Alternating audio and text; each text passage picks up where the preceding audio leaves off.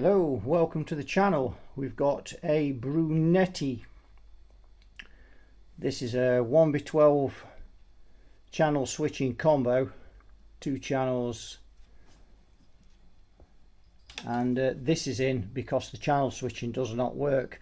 Now this amp's been to a previous tech and hasn't been fixed correctly, so I'm not sure what's going on inside here, whether this isn't fixable or whatever's happened, but we're going to open this up and have a look. So just to have a quick look on here, and we're just on the handheld camera. We've got volume, bass, mid, high on there, you can see, and then we've got a drive master.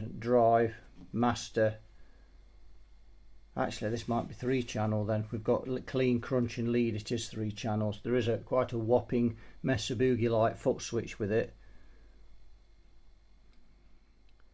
Bass, mid, high, clean, crunch, lead there, standby switch, usual deal going on there, bright switch on there.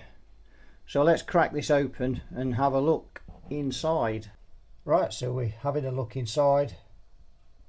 You can see the boards, these 2 boards are mounted sideways up, and if we look here with these, we look over the top, you can see some relays here, and I'm guessing they're for the switching. And if we look on here, you can see those 2 red wires going across there and all that botched up soldering. So that looks like the problem. To guess, that's obviously been botched up, it's not working properly. Don't know what they've done. They've burnt all the traces off there. And do you know, part of that's been caused because this board has been worked on while it's been on its side like that, and they've obviously not been able to get in properly. They've had the angle of the soldering iron wrong, instead of taking this board out and working on it flat down, and that is what's contributed to that botch work there.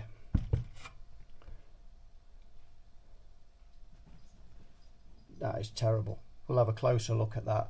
But anyway, looking at this amp, we can see we've got PCB mounted sockets on the output stage there, and that the preamp tubes are the same on there.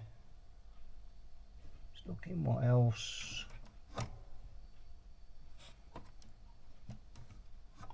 Caps seem okay. I mean, the amp's quiet enough. I have had it switched on and there's just nothing on the channel switching. But looking at that mess, and look at these boards, you can see all the bubbling on there and some of the, you know, flaking off there. So this amp's been somewhere damp at some time. Another repair there being done, but another botch up there on the board. Look, oh dear, you can see these traces again are, you know, a bit small on here, and the pins that come through it for the components seem to be. So there's some botched up work as well. So this one could be a fun one. We've got no schematic, so fathoming out what they've actually done here is going to be a nightmare. Right, I've got this amp plugged in, and we've got some signal coming out. We've got background noise, should I say. We've got no signal going in. I've got the gens going through it, and I've got the oscilloscope. We've also got a problem on that pot as well, because it shuts down the signal when it goes on to the stop. There's some very, very bad work been done in this amp, and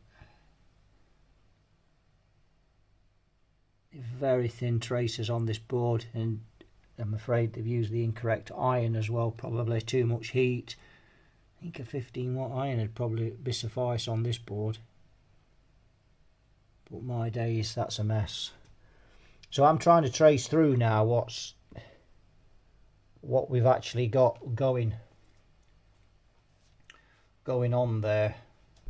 So I've got the scope up here, you can see, going on there, and that is obviously on the jack socket coming in. So there's obviously my first, obviously I'm going to get signal there, that goes to here, we should still have signal there, yes. So now I'm going to go, and this is where it gets hard with these PC board mounted things, and this being on its side, it's very difficult to get onto these tubes. Yep, so that's the signal there. So pin 6, 1, 2, 3, 4, 5 there. So is that the, oh, I can't really see in here what's going on. 9, 8, 7, 6. So that's the coupling cap there. You can see it. I'll go into there, and we've got nothing there. So is this a multiple problems? Is this tube gone? So we've got no signal going into the second half of that 12x7, and those first two tubes feel really cold. I can't see a damn thing. This is an awkward thing to work on. So those two tubes feel cold. So the phasing, I presume that's the phase invert. So we've got a filament problem on here. So I've just had the lights off, and 3 of these filaments are not working. So we need to get the meter on there as well.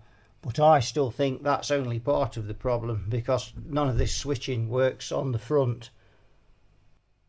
I did think it curious we got no signal, because even if the channel switching doesn't work, it's got to be on one channel really. It's got to be sat on one of the channels.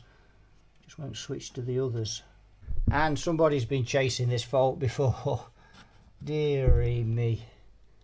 So you can see where someone's been trying to test in here, and they've slipped with the probes, either that or they've had some screwdriver, I don't know what they've done, but the scratches on the board around the pins, my days. You're gonna not be able to see it. It's a very difficult amplifier to film. This is the way it's laid out.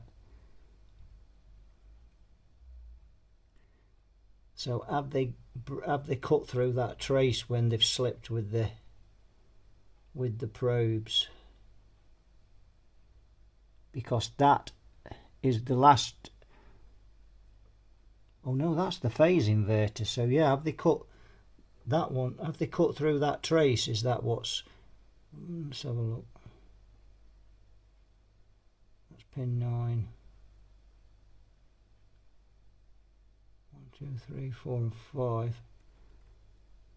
I've got to strip this down and get this board out. It's going to be a nightmare.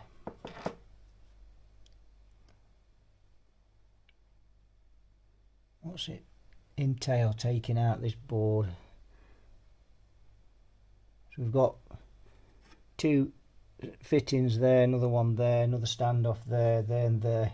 So it looks like those nuts have to come off.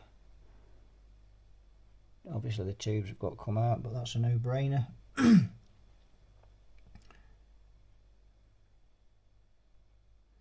is this, I think this will just tip, you know, if it's taken out. We're going to have to, I think we're going to, because we're not going to fix it while it's like this, are we? It's just pointless. There's obviously, these tubes are stone cold. These first 3 are stone cold. So it's pretty obvious that there's a broken trace on there. So we'll get these tubes out. These 3 are absolutely, they're stone cold.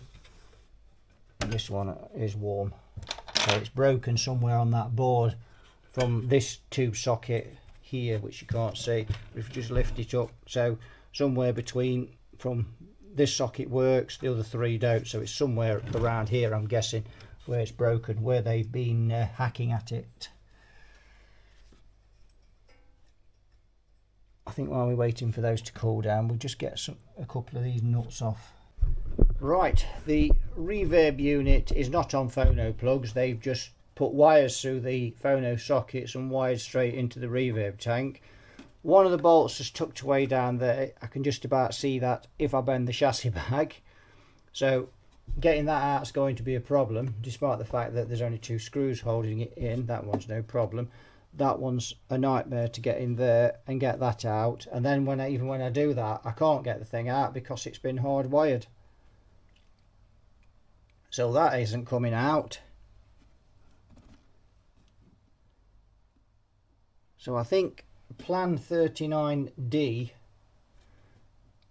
on this amp is I'm going to have to somehow prop it up that way on like that, so we can hopefully see enough of that board to repair it, or we're going to have to get the board out, which is going to take a considerable amount of time getting into these nuts and things.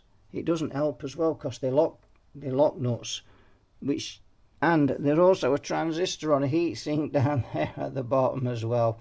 Oh my days, you can probably just see that down there. We just lean the tripod in. Can you see him down there?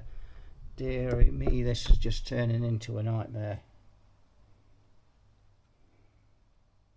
So I can fully understand why someone didn't want to take this board out. And I don't know what that transistor's for, or whether it could be a voltage regulator or something. It could, I don't know, no idea. No idea. No schematic, and I have looked online, can't find a schematic for it. Right, so I've got the macro lens on the camera. Now if we look, I can get inside there and look. We go onto here.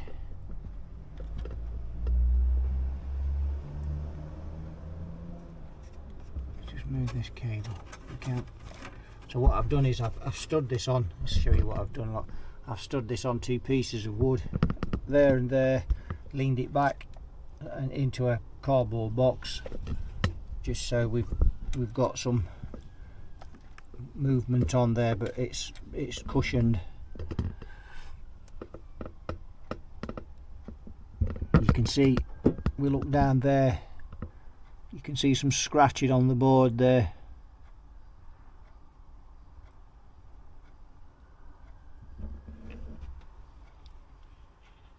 And the rest of the scratching is underneath, which we can't see. Why on earth they've done that, I don't know.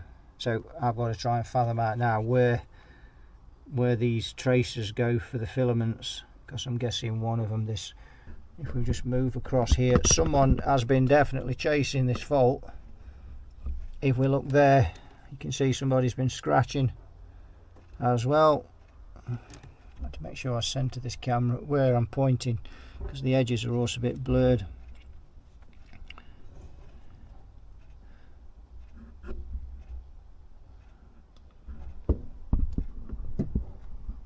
Look and see if there's anything else that's been tragically attacked. We've got this here as well. If we look there, you can see that.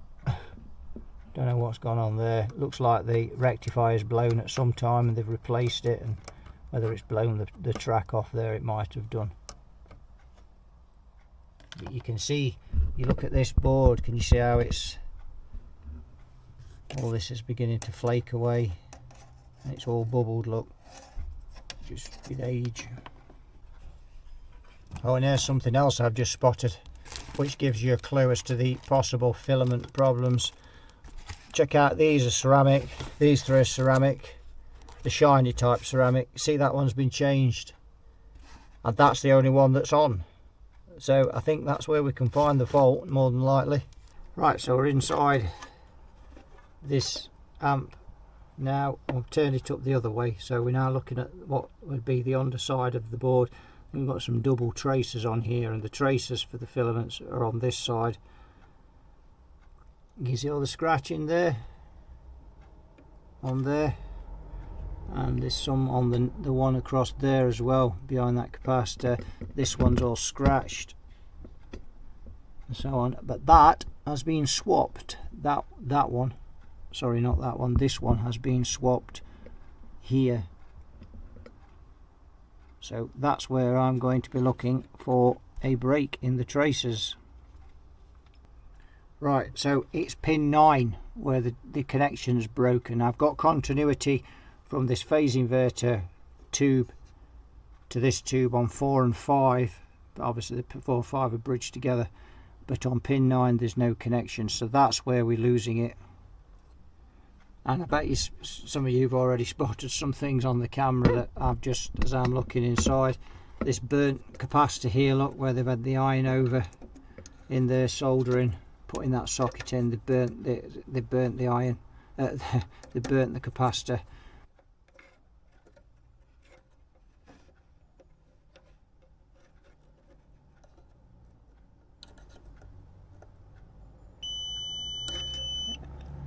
Also, looks like there's been a flash over there. Probably can't see that, but, and this is why I'm not testing this with any voltage on it. You've just got to be careful, you could easily short something out in here if you're not careful. So this is why I'm actually not using any power. My days.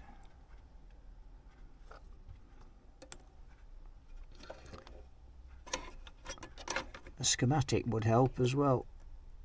See, there's very strange things on this filament. So pin 9 and pin 9, I'd expect to get continuity there because they're wired in parallel. And if I go, let's count 1, 2, 3, 4, 1, 2, 3, 4. I'm getting there, so the camera's in the way. I get continuity. And if I carry on up here, 1, 2, 3. 1, 2, 3, 4. Any continuity there? Yeah, I do. And then obviously we know we've got continuity to this phase inverter tube here. But pin 9, no continuity on any of them. I've had a bit of a word with a customer. Well, I've sent him a message about this amp, and I think this is going down as an uneconomical repair. So, and the reason for that is one is we don't have a schematic, 2 is just to take this to bits and to even get into these faults is going to be a long drawn out process. And thirdly, this damage here on the PC board, we don't even know if they've wired it up correctly because the channel switching doesn't work at all. Then the board's all flaking away, it's been somewhere damp, it's just, you know, it's not in great shape, this amp. We've still got the fault on the filaments there to find, and that's, and then I don't, you know, even after all that, I don't know what else is wrong with this amp. And then when I've done that, I've got to put it all back together again. So there's going to be a lot of time in this, and I think considering, you know, what this amp's worth, partly thanks to Billy Bodger, who's been in here yet again,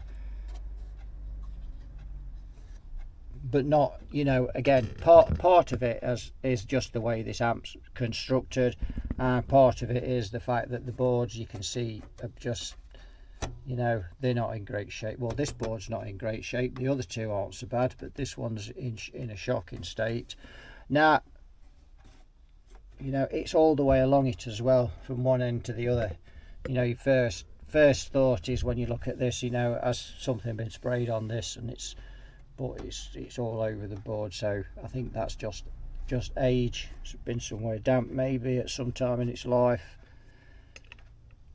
And you keep finding things, you know, as I'm looking round, you keep the scratches here, things being done there, and it's just, I don't know, it's a bit of a shame, but you can't save them all. And as I say, you know, I've been at this now, what, an hour and a half, and, you know, trying to test it, sort things out, figure out a way to take this to bits without it being a minefield. We tried to take the reverb tank out, but they've hardwired it, so that makes it even harder to get this board out, get to the nuts and so on. So that's it for this one, I'm afraid. So thanks for watching. You all take care, and I'll see you all in another video. Bye bye for now.